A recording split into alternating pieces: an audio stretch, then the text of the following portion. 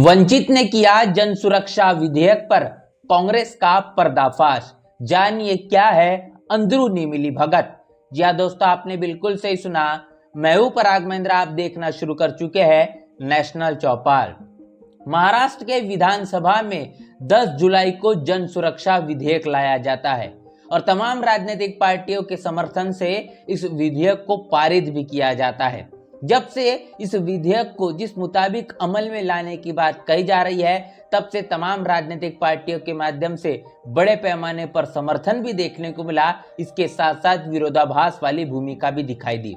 वंचित बहुजन आघाड़ी के राष्ट्रीय अध्यक्ष प्रकाश अंबेडकर ने इस जन सुरक्षा विधेयक को लेकर यह कहा है कि फुले शाह बाबा साहब की विचारधारा को नष्ट करने के लिए इस जन सुरक्षा विधेयक को लाने का काम कर एक नया षड्यंत्र रचने का काम किया गया है। आखिर इसके पीछे की क्या कुछ वास्तविकता है और इस पूरे के पूरे विधेयक को लेकर जिन राजनीतिक पार्टियों ने अपना समर्थन दिया, यहाँ तक कि अपना समर्थन अंदरूनी तौर पर दर्ज रखा, और दूसरी तरफ कई राजनीतिक पार्टियों के जरिए इसका विरोध भी देखने को मिला, वास्तविकता क्या है, तमाम चीजें एक के बाद एक साझा करेंगे, जिसको लेकर वंचित बहुजन आघाड़ी के माध्यम से ये साफ तौर पर कहा गया है कि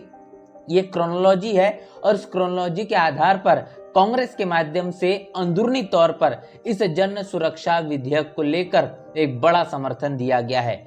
और तमाम प्रतिक्रिया आपके साथ अब साझा करते चलते हैं, जहां पर सबसे पहले कहा गया है कि शुरुआत में मुख्यमंत्री देवेंद्र फडणवीस की उपस्थिति में विधानसभा में जन सुरक्षा विधेयक सर्वसम्मति से पारित हुआ। उसके बाद महाराष्ट्र में फुले शाह अंबेडकरवादी विचारधारा के लोगों ने कांग्रेस, शिवसेना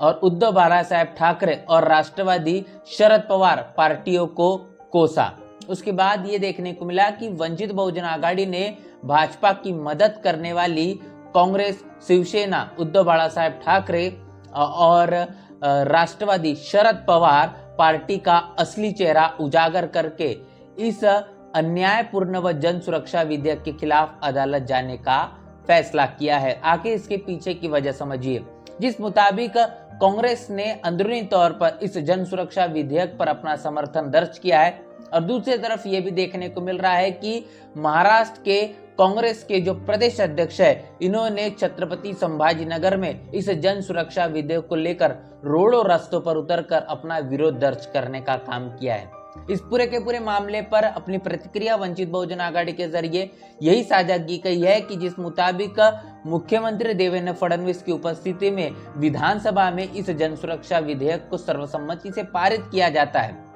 इसके बाद महाराष्ट्र में फुले शाह बाबा साहब की विचारधारा के लोगों ने कांग्रेस, शिवसेना, राष्ट्रवादी के साथ जो पार्टी को फिर कोसा। उसके बाद वंचित बहुजन आघाड़ी ने भारतीय जनता पार्टी की मदद करने वाली जो कांग्रेस है, शिवसेना है, राष्ट्रवादी है, इन तमाम पार्टियों का असली चेहरा ये जगजाहिर किया और इस अन्यायपूर्ण जन सुरक्षा विधेयक के खिलाफ अदालत में जाने का फैसला भी किया है। इसके साथ साथ कोसा जाने और भारतीय जनता पार्टी की मदद करने वाले चेहरे पर जो पर्दाफाश होने के बाद कांग्रेस अब ऐसी हरकत कर रही है मानो उसने महाराष्ट्र की जनता को गधा समझ लिया है। तो आप देख पा रहे हैं कि एक तरफ विधानसभा में जन सुरक्षा विधेयक को जिस मुताबिक कांग्रेस के जरिए समर्थन दिया गया, और दूसरी तरफ इसी जन सुरक्षा विधेयक को लेकर कांग्रेस के माध्यम से रोडों रास्तों पर आकर अपना विरोध दर्ज करने का काम किया जाता है। हर्षवर्धन सपकाळ, कांग्रेस के महाराष्ट्र प्रदेश के प्रदेश अध्यक्ष, इनके जरिए और उनके तमाम साथियों के माध्यम से छत्रपति संभाजीनगर में और साथ ही कांग्रेस की जिला कमेटी के आधार पर इस पूरे के पूरे विधेयक को लेकर बड़े पैमाने पर विरोध दर्ज किया गया और अनेकों प्रकार के नारे लगाए गए। लेकिन जब बात विधानसभा की आती है तो अनुपस्थिति कांग्रेस की एक तरफ दिखाई दी और साथ ही साथ कांग्रेस के जरिए अंदरूनी तौर पर अपना समर्थन भी साफ तौर यहाँ देखने को मिला। कांग्रेस अगर इस विधेयक को लेकर इतनी ही चिंताजनक थी तो आखिर विधानसभा में अनुपस्थिति रहने की पीछे की वजह क्या है? इसका मतलब ये साफ है कि यही अनुपस्थिति कहीं न कहीं भारतीय जनता पार्टी को इस विधेयक को पारित करने के लिए सबसे मददगार साबित हुई है, जिसके कारण ये देखने को मिला ये जन सुरक्षा विधेयक जिस मुताबिक प्रकाश अंबेडकर ने कहा है कि फुले शाह बाबा साहब की विचारधारा को नष्ट करने के लिए इस विधेयक को लाया गया है, क्योंकि अर्बन नक्सीले के तौर पर और अपनी सरकार के खिलाफ बात रखने वाले लोगों के खिलाफ इस अर्बन नक्सली एक्ट को या अर्बन नक्सली कानून को लाने की बात की गई। इस विधेयक के इस पीछे की यही सबसे बड़ी वजह है। और अगर ऐसा होता है तो निश्चित रूप से इस सरकार के खिलाफ बात करने के लिए जो विचारधारा अपने आप में स्वीकृति प्रदान करती है वो फुले शाह बाबा साहब की विचारधारा है। और कैसे सरकार के खिलाफ उठने वाली तमाम आवाजों को निस्तानाबूद किया जाए और उसी लिए इस जन सुरक्षा विधेयक को लाया गया है। ये बातें प्रकाश अंबेडकर और वंचित बहुजन आघाड़ी के जरिए बार बार कही जा रही है। तो इस मसले को लेकर जो प्रदर्शन हुआ है, जो कांग्रेस के जरिए किया गया है, काफी लोगों की इसकी गिरफ्तारी हुई है और खास तौर पर इस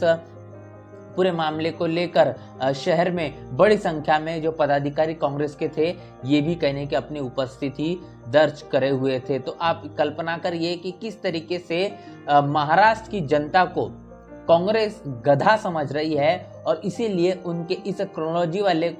मैटर को समझने के लिए महाराष्ट्र की जनता काबिल नहीं है, यही कहने की सोच विचार होता हुआ दिखाई दे रहा है। लेकिन वंचित बहुजन आघाड़ी के जरिए कांग्रेस के इस दोहरे चरित्र को जिस मुताबिक जग जाहिर किया गया है, अब कांग्रेस का भी पर्दाफाश हो चुका है। एक तरफ कांग्रेस का समर्थन, अंदरूनी समर्थन, और दूसरी तरफ रोडों रस्तों पर आकर कहीं न कहीं हो हल्ला करना और अपने इस बात को साबित करना कि वो फुले शाह बाबा साहब की विचारधारा का कितना मान सम्मान करते हैं, देश में लोकतंत्र को बचाने के लिए उतनी कितनी अहम भूमिका है। इस पूरे के पूरे मामले को लेकर जिस प्रकार वंचित बहुजन आघाड़ी के जरिए जो बड़ा खुलासा किया गया है, इस पर आपकी क्या राय है, आपकी क्या प्रतिक्रिया लिखकर कमेंट बॉक्स में जरूर बताएं। बने रहे नेशनल चौपाल के साथ, मिलते हैं वीडियो में, तब तक के लिए जय भीम, जय भारत।